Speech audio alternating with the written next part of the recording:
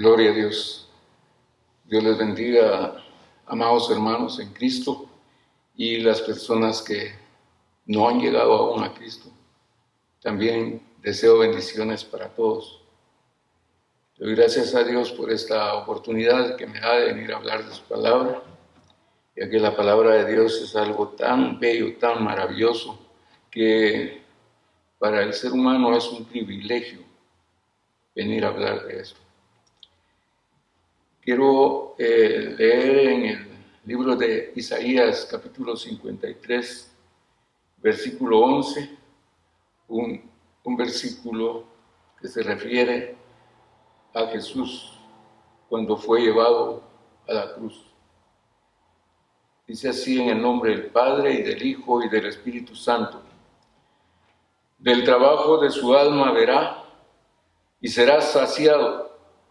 Con su conocimiento justificará mi siervo justo a muchos, y él llevará las iniquidades de ellos. Gloria a Dios. En este versículo, es un versículo bastante profundo. Es una profecía que Dios la dio siglos antes de que sucediera. Dios nos viene hablando a toda la raza humana desde hace muchos siglos, desde hace mucho tiempo. Y algunos en su misericordia hemos llegado a Él, y otros todavía están por llegar, y otros que no quieren comprender, que no quieren entender, y siguen siempre en su rebeldía. Este versículo que leí está en la Biblia Reina Valera, pero ese mismo versículo lo quiero leer como está en la Biblia. Un momento les digo, dice así: verá el fruto de la aflicción de su alma y quedará satisfecho. Por su conocimiento justificará mi siervo justo a muchos y llevará las iniquidades de ellos. Es aquí un poco diferente lo que dice, porque aquí dice que verá el fruto de la aflicción de su alma. En la otra Biblia dice del trabajo de su alma, verá. Y dice que quedará satisfecho y por su conocimiento justificará mi siervo a muchos. Cuando dice que Jesús verá el fruto de la aflicción de su alma, está viendo el fruto de su sacrificio, de la agonía, de lo duro que le tocó que pasar, de ser herido, de ser, incluso como dice la Biblia, que le lanzaron esputos en el rostro. Es una cosa vulgar que una persona puede lanzar de su boca. Y él soportó todo eso por amor a nosotros. Cuando a una persona le dicen va a ser despedido, se aflige porque lo están agarrando de sorpresa. Pensemos en aquellas personas que van a ser pasados por las armas y desde que el juez dictamina que esta persona tiene que ser ejecutada, empieza un martirio para esa persona, empieza una angustia que es indecible. Y Jesús sabía desde el principio, sabía cuál iba a ser la ejecución que iba a tener. Porque dice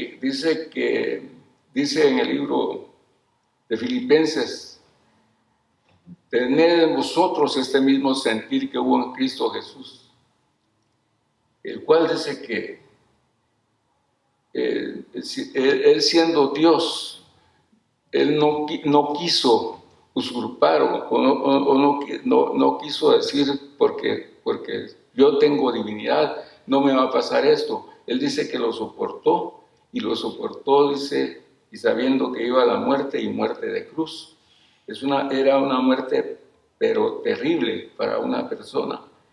Y entonces todo eso lo sufrió, todo ese martirio él lo llevó, martirio físico, espiritual, moral, sufrió también el abandono de todas las personas que decían quererlo. Pero dice aquí en este libro, verá el fruto de la aflicción de su alma y quedará satisfecho. El fruto de la aflicción del alma de Cristo somos nosotros los que hemos llegado a Cristo.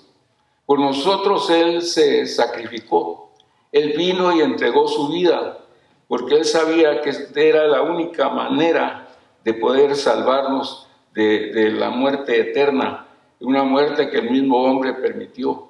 Hay gente que dice, siendo pues ateos, dicen que como si Dios, decimos nosotros que es tan bueno, porque Él permite la muerte de muchas personas. Pero dice en el libro de Romanos que la muerte entró al hombre cuando el hombre pecó. Entonces, si el hombre no hubiera pecado, no hubiera muerte sobre nosotros, porque los designios de Dios eran otros para los hombres. Mas, sin embargo, no hay nadie que pueda truncar lo que Dios desea. Haga lo que haga y aún puede ser el mismo enemigo. Porque Él quiso deshacerse del hombre. Lo llevó al pecado para que por el medio del pecado entrara la muerte y fuéramos aniquilados todos. Eso que entró a la raza humana es una maldición, pero dice la Biblia que Cristo llevó la maldición en la cruz del Calvario. Y todo eso lo hizo por nosotros. Pero ahora que Él ve que habemos muchos que somos redimidos por la sangre de Cristo, que somos redimidos por su sacrificio, entonces Él está viendo en cada persona que ha cambiado, cada persona que ha nacido de nuevo, está viendo el fruto de la aflicción que Él tuvo, porque no fue algo sencillo, no fue algo que cualquiera pueda llevar y decir, yo voy a morir por estas personas porque los amo. Aún por la misma familia, una persona no hace eso. Pero Él, viendo la condición nuestra, viendo la condición del ser humano, que estábamos caídos, que estábamos estábamos cautivos del enemigo, Él vino a morir por nosotros y Él está viendo el fruto de esa aflicción. Y luego dice, y quedará satisfecho. Y por su conocimiento, dice, justificará mi siervo justo a muchos. Cuando dice por su conocimiento, yo pensaba, ¿por qué dirá de esa manera? El conocimiento que Cristo Jesús tuvo fue ese sufrimiento. Él fue tentado en todo, dice la Biblia, pero sin pecado. Entonces Él nos entiende. Él pasó por todos los problemas que nosotros podemos pasar en este momento, por todos los sufrimientos que podemos nosotros experimentar. Él ya los experimentó. Él, siendo Dios, se humanizó para venir a salvarnos. Y entonces Él dice que tiene un conocimiento al respecto, tiene un conocimiento con respecto a nuestras debilidades, porque toda la obra que hizo la vino a hacer como hombre. Y como hombre, Él venció la muerte, porque no pecó. Y ese es otro gran atributo que tiene Cristo Jesús. Es otro beneficio que nos trajo a nosotros, porque para poder lograr Él salvarnos, tenía que ser un hombre sin pecado. Y dice que no hay hombre que no peque. Solamente Jesucristo ha estado sobre esta tierra y no ha pecado. Y de esa manera Él ha podido salvarnos. Quiero irme rápidamente al libro 1 de Corintios, capítulo 15. Ahí lo explica la Biblia. Nombre de Cristo.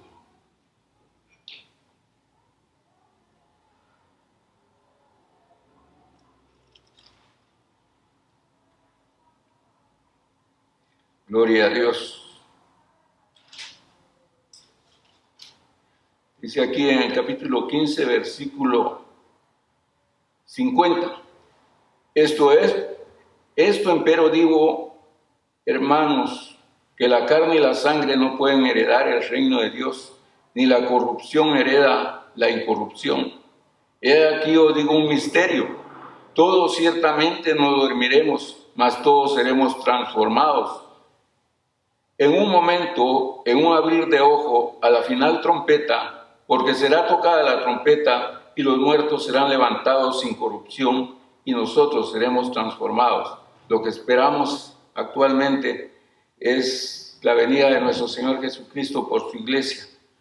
Pero eso va a ser recibida la iglesia en los cielos, dice en las nubes.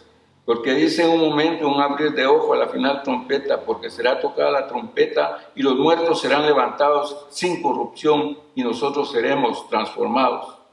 Porque es menester que esto corruptible sea vestido de incorrupción y esto mortal sea vestido de inmortalidad. Y cuando esto corruptible fuere vestido de incorrupción y esto mortal fuere vestido de inmortalidad, entonces se efectuará la palabra que está escrita. Ya estaba escrito que Cristo iba a ser un hombre sin pecado, dice, sórbida es la muerte con victoria, o sea que la muerte fue absorbida. ¿Dónde está, oh muerte, tu aguijón? ¿Dónde, oh sepulcro, tu victoria? Ya que el aguijón de la muerte es el pecado y la potencia del pecado la ley. Mas a Dios gracias que nos da la victoria por el Señor nuestro Jesucristo. Dice, agrega, así que hermanos míos amados, estad firmes y constantes, creciendo en la obra del Señor siempre, sabiendo que vuestro trabajo en el Señor no es en vano. Nosotros por eso esperamos a Jesucristo, que vendrá de los cielos y que en las nubes nos esperará para reunirse con su iglesia. Y vuelvo nuevamente donde dice, el trabajo de su alma verá y será saciado.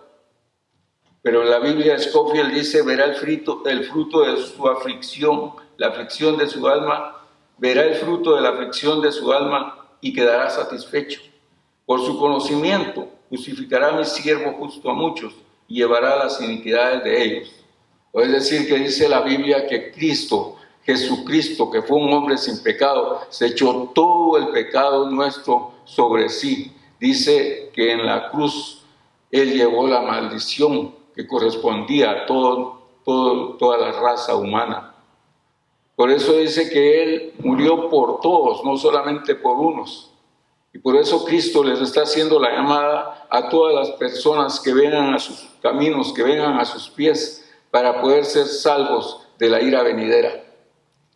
Porque los problemas que actualmente están aquejando al mundo entero no es una casualidad. Todo el mundo se las explica a través de hechos históricos, de filosofías, de cosas que ellos piensan. Pero la Biblia dice que Cristo vendrá por su iglesia. Estamos en principio de dolores y va a haber un momento que la iglesia completa va a clamar y va a decir, ven Señor Jesús. Y entonces Él vendrá por su iglesia y enseguida lo que pasa en este mundo va a ser desastroso.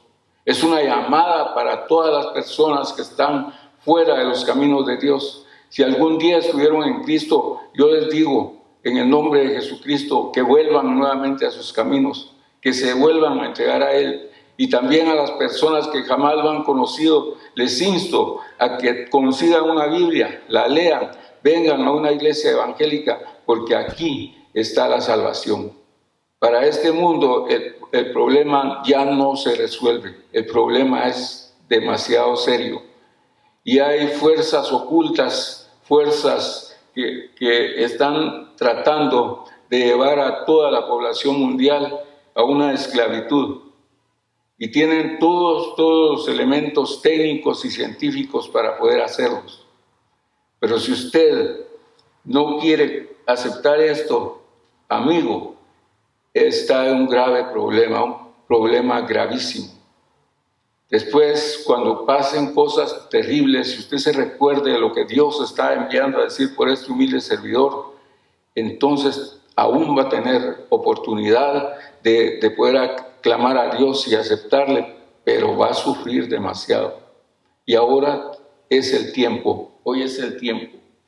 Dice también quiero leerles aquí mismo donde dice que en el versículo 7, siempre del capítulo 53, angustiado él y afligido, no abrió su boca, como cordero fue llevado al matadero y como oveja delante de sus trasquiladores, enmudeció y no abrió su boca.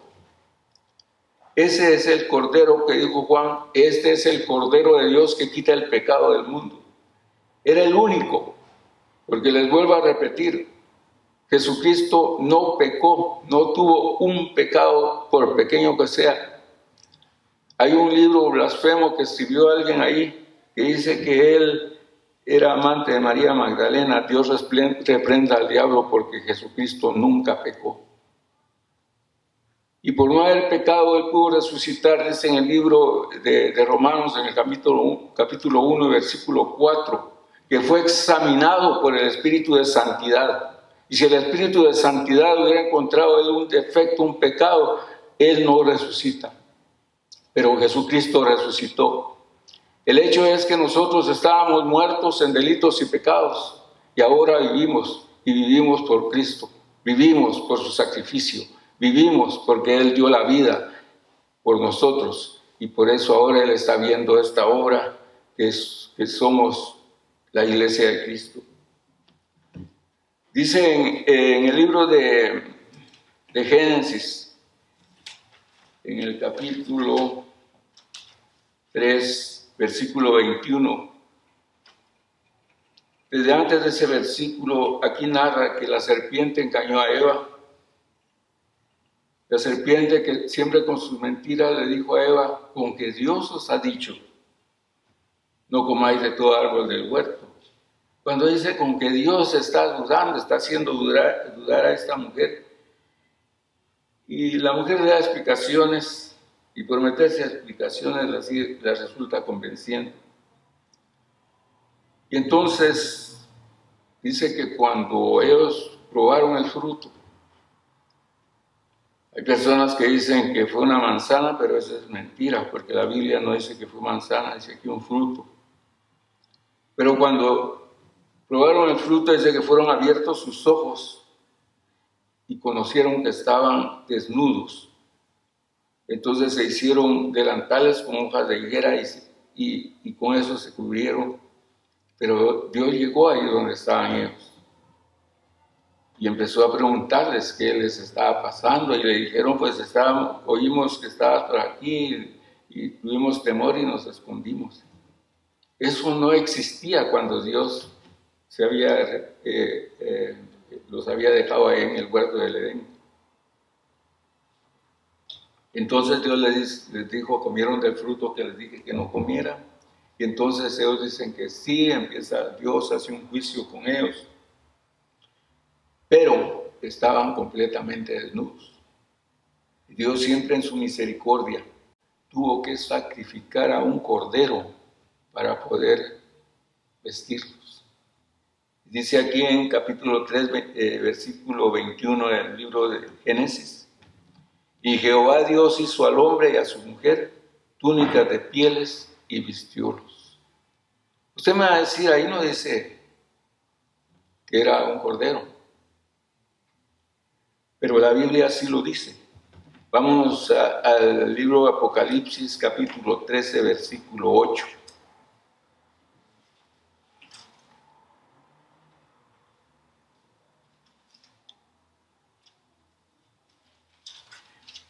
Gloria a Dios. Versículo 8 dice aquí: y todos los que moran en la tierra le adoraron, o sea, adoraron al anticristo, cuyos nombres no están escritos en el libro de la vida del Cordero, el cual fue muerto desde el principio del mundo. Aquí nos demuestra Dios que fue un cordero el que sacrificó. Ese cordero fue tipo de Jesucristo. Por eso dijo Juan, he aquí el Cordero de Dios que quita el pecado del mundo. Antiguamente sacrificaban corderitos para poder aplacar el pecado. Dios ya lo había autorizado. Entonces sacrificaban a un corderito, pero esa sangre de ese cordero no eliminaba el pecado. Solamente era un alivio, lo tenían que hacer cada año. Pero cuando Juan vio a Jesús que iba en el Jordán, que iba a bautizarse donde él estaba, dijo: he aquí el Cordero de Dios que quita el pecado del mundo. Y él cumplió exactamente, perfectamente, todo para poder quitar el pecado del mundo. Y ahora nosotros tenemos esa esperanza, los cristianos. Pero insto a las personas que no tienen a Cristo aún, a que lleguen a Él, a que se arrepientan. En su intimidad hable con Él, pídale perdón y dígale que le alumbre. Lea la Biblia, busque una Biblia, la del vecino o la que tiene ahí de amuleto en su cama, sobre la cabecera de su cama, úsela, léala y verá lo que el Espíritu Santo puede revelarle. Se me olvidaba decirle que antes de leerla, pídale al Espíritu Santo que lo guíe. Y Él es tan bueno que lo va a guiar y lo va a llevar a lugares tan preciosos que usted jamás se haya imaginado. Para terminar, quiero leer este versículo, siempre en el capítulo, en Apocalipsis capítulo 12 y versículo 11, dice: y ellos le han vencido por la sangre del Cordero y por la palabra de su testimonio, y no han vencido sus vidas hasta la muerte. Espero que algún día también venza usted por la sangre del Cordero. Dios les bendiga. Gracias.